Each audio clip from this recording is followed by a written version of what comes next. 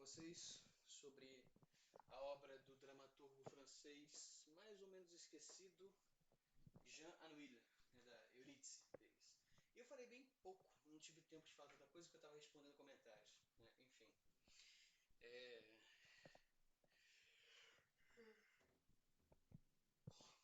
Hoje estou gravando um pouquinho mais cedo, né? 10h40 aqui, tá tranquilo. Vamos lá. É... O Jean Anouilh, ele vai pegar o mito de Orfeu e ele vai trazer para o mundo de anos 30, anos 40, assim. Nem dá para perceber muito bem, né? A gente até poderia botar como se passasse nos dias de, talvez hoje, não exatamente porque hoje tem celulares, né? Então, vai, até antes de haverem telefones celulares, né? Eu acho que já serve já. Porque aqui, o mito de Orfeu vai ser uma peça que vai ser encenada, não somente, mas como cenário principal. E eu espero que vocês estivessem me escutando antes. Depois eu vou conferir para ver. Se tiver tudo bem, eu lanço o vídeo. Mas enfim, é, como cenário principal, uma estação de metrô. Uma estação de metrô, uma cafeteria, né, um quarto de hotel. Esses são os lugares, né? São os dois lugares onde se passa essencialmente a peça. E aí o que é interessante que o Januíri faz é o seguinte, é que ele ele faz uso de certas teorias, vai, psicanalíticas e psicológicas, né? Só que eu nem sei se elas já estavam em vigor. Psicanálise eu sei que já estava, porque o Freud é final do século XIX, início do século XX. O Jean Will já está escrevendo ali em 1921, 1922, né? Então Freud já é uma grande parada na época dele, já está na moda já. Mas, assim, e também o outro que eu estou falando aqui é do Karpman, né? O Karpman foi o cara que, dentre outras coisas, escreveu a teoria, né? O artigo lá, um artiguinho de 10 páginas teorizando o que ele chama de triângulo do drama, né? Que eu não vou ter tempo de explicar aqui, mas, enfim. Tem vários vídeos no YouTube, não precisa. Não vou fazer vídeo disso pra vocês, não. Procurei, Triângulo do Drama. Digita aí, vê 10 vídeos diferentes, é exatamente isso que tá aí. Ou baixa o PDF do artigo que ele escreveu, é 10 páginas, pô. 10 páginas, tá tranquilo. E é realmente fácil de ler, tranquilinho. É melhor ler na fonte mesmo. Lê aí, 10 páginas, tranquilo, show. Mas vamos lá. Eu não sei se o Carpenter tinha escrito já nessa época, esse artigo, eu não sei. Mas o que eu sei é que dá muito pra explicar o que acontece na trama, algumas coisas da trama, com teorias psicológicas, porque aquilo ilustra bem. Coisas que acontecem ali ilustram bem.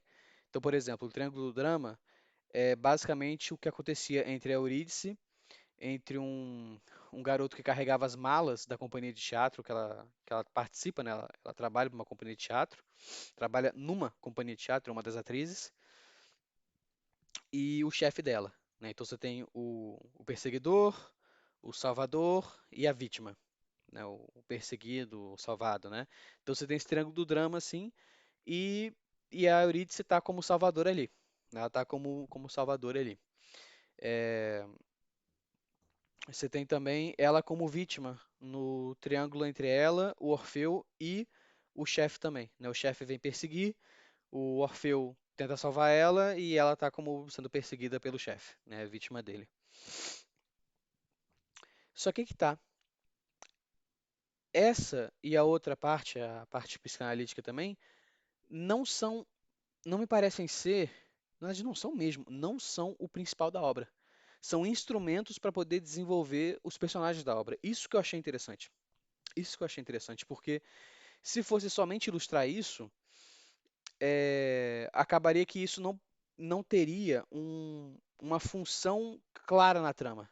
Seria algo como que, como muitas vezes acontece, um episódio, né? Por exemplo, no Pequeno Príncipe, é, que é uma obra bem diferente, mas enfim, você vai ter a tramazinha que acontece ali, né? Um cara cai, ele tá no deserto, o navio dele deu problema, enfim, um aviador. E aí chega esse menininho, esse pequeno príncipe, vai conversar com ele, blá blá blá. Depois tem uma série de historinhas que são contadas ali, vários episódios, né, individuais são contados ali. E depois o aviador resolve o problema dele, vai embora, enfim, e aí acaba a história do Pequeno Príncipe. Mas você vê que todo esse meio aí a relação que tem com o aviador é muito pequena, né? Lembra bastante o corpus socrático, né? O corpus platônicos, né? Que é você tem o, o Apologia de Sócrates, né? Você tem eu esqueci o nome agora, mas eu acho que é o Critias, não estou lembrando, mas é o diálogo em que o Sócrates bebe a cicuta e morre, né? Então você tem esse diálogo aqui e alguns que acontecem no meio desse aqui e outros que acontecem antes, bem antes, sim, bem antes do Apologia de Sócrates, bem antes do julgamento e obviamente dele ser morto, né? Então você vai ter esses vários episódios. Você pode ler os diálogos independentemente. Você pode ler a Apologia de Sócrates sem ler nenhum dos outros. Você pode ler o último lá, não é o último, mas enfim, o diálogo em que ele morre sem ler nenhum dos outros. Você pode ler o Banquete sem ler o Wesley, você pode ler o Wesley sem ler o República. É claro que quanto mais você lê, mais você vai compreender da filosofia de Platão. Mas ainda assim, você pode ler eles individualmente, da mesma maneira que você pode pegar o Pequeno Príncipe, pegar o trecho ali em que o Pequeno Príncipe vai falar com o rei, e beleza, você lê, ó, show, ok. Você vai pegar o trecho em que ele vai falar com um homem que acende e apaga o poste, né? Ele acende o poste, aí eu acho que ele dá uma, se eu não me engano, ele dá uma voltinha no planetinha dele, aí apaga, aí espera um horário, aí bate o horário, ele acende. Eu acho que não dá nem voltinha não, eu acho que ele só ficava acendendo e apagando de acordo com o horário. Tem um outro que fica fazendo contas, né? Fica fazendo 1 milhão de contas, porque ele quer contar as estrelas no céu que pertencem a ele, né? Enfim, você pode ler cada um desses episódios de maneira individual, totalmente individual. Né? Você não precisa dos outros, embora ler a obra toda, ainda mais que pequena, né?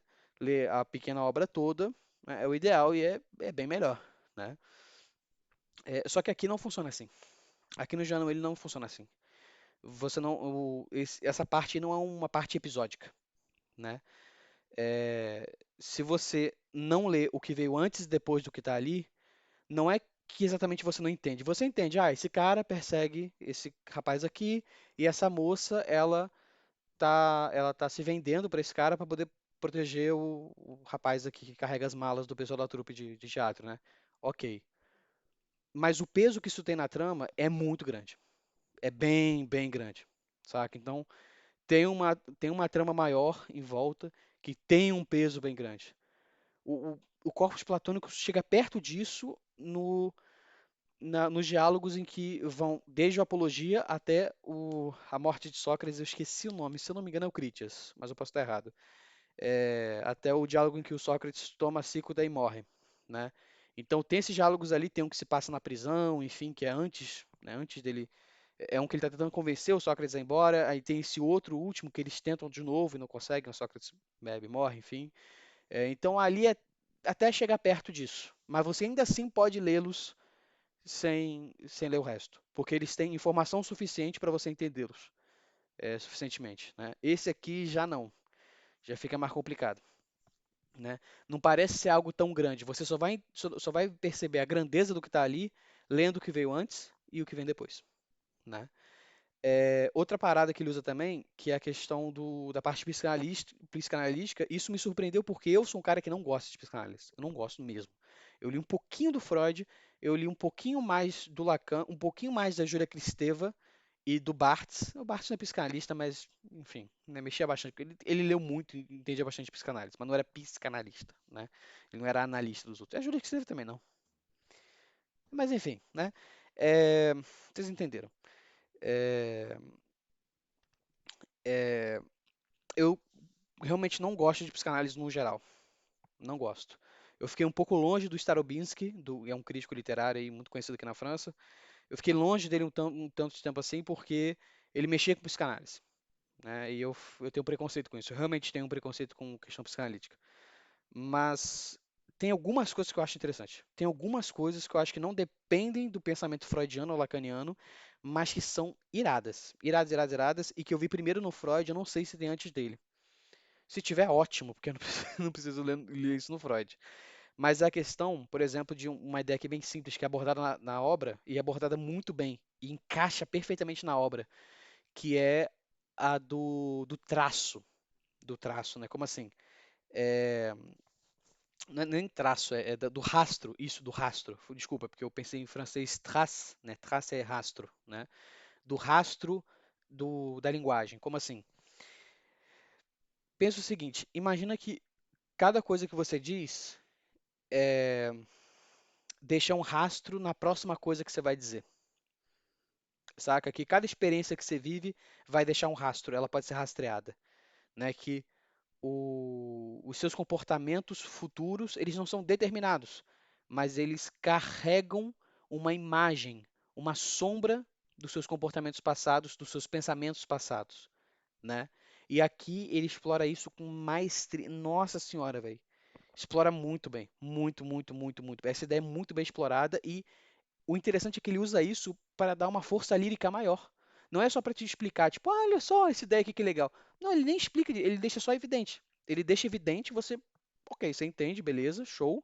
É interessante, é legal, né? É uma parada que faz a gente pensar um tanto, mas ele usa isso para dar força lírica para a obra. Isso, nossa senhora, é muito bom, velho.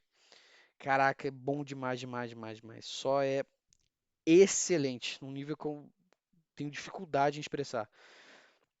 E aí, por exemplo, você vai ter a Eurídice, né, que ela pergunta pro Orfeu e fala: Não, mas você acha que todas as mãos que tocam, que tocaram a gente um dia, elas continuam tocando a gente o tempo todo?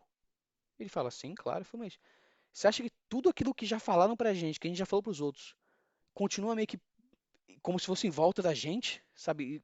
Como que esperando o momento oportuno pra aparecer, né? Para aparecer, tipo, para voltar à tona? Ele fala: Claro.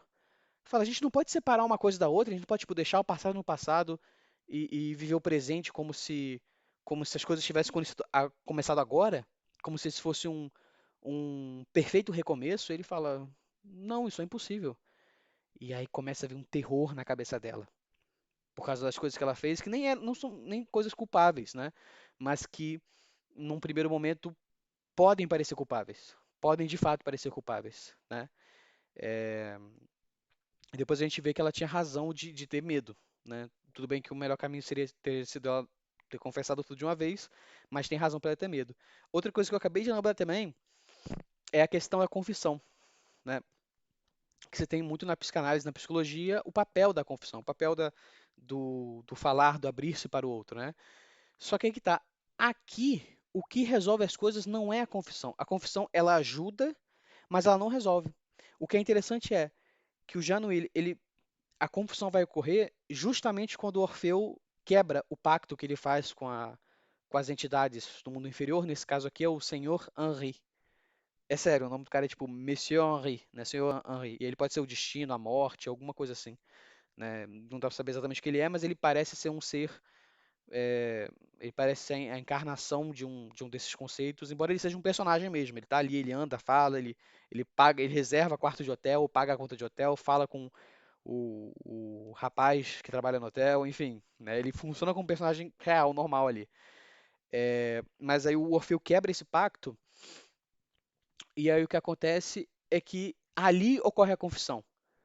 Mas é que tá, ele quebrando o pacto, ele nunca mais vai poder ver Eurídice. Lembra do mito de Orfeu, né? Lembra o que aconteceu, né? No mito de Orfeu, o que acontece é que se ele virar o rosto para Eurídice, acabou, não pode mais ver ela.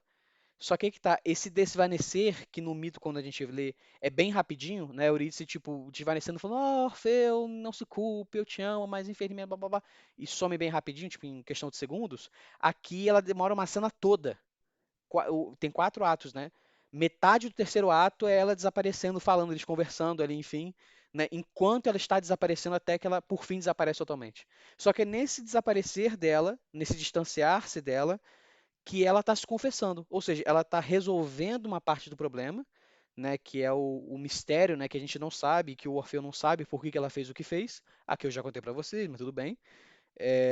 Eu acho que a peça não fica ruim, mesmo se já sabendo disso previamente, embora eu não soubesse, né, para mim foi surpresa, mas enfim. É, então, de fato, a confissão, né, o falar, o comunicar está de fato resolvendo alguma coisa, e o Orfeu ali de fato fica ali ouvindo as coisas assim, quase que em total silêncio. Parece realmente um psicanalista freudiano. Ele tá ouvindo assim, ele tá atordoado assim, mas ele tá ouvindo, né? Tá parado assim ouvindo, só responde muito rapidamente, bem de vez em quando, enfim. Mas isso não vai resolver tudo. porque ela vai desaparecer e ela desaparece, né? Então, como eu digo, ele ilustra bem essas ideias. Eu não sei até que ponto ele queria ilustrá-las, ele pensou em ilustrá-las, mas ele fez isso magistralmente, João. Cara, inacreditável como ele fez isso. Ele pegou só as partes que interessavam pra trama, ele conseguiu fazer uma trama com uma força lírica. Minha Nossa Senhora, velho. Caraca. Várias vezes que eu olhei aquilo ali, eu falei, meu irmão. E eu vou ter que gravar mais um vídeo, porque tem mais dois personagens que eu quero falar com vocês. Dois ou três, eu nem falei do Orfeu, falei só do Eurídice aqui. Vou ter que gravar mais um. Ia ser só duas partes, agora vai ser três, talvez seja quatro partes, não me interessa. Vai ser quantas partes tiver que ser. E até mais.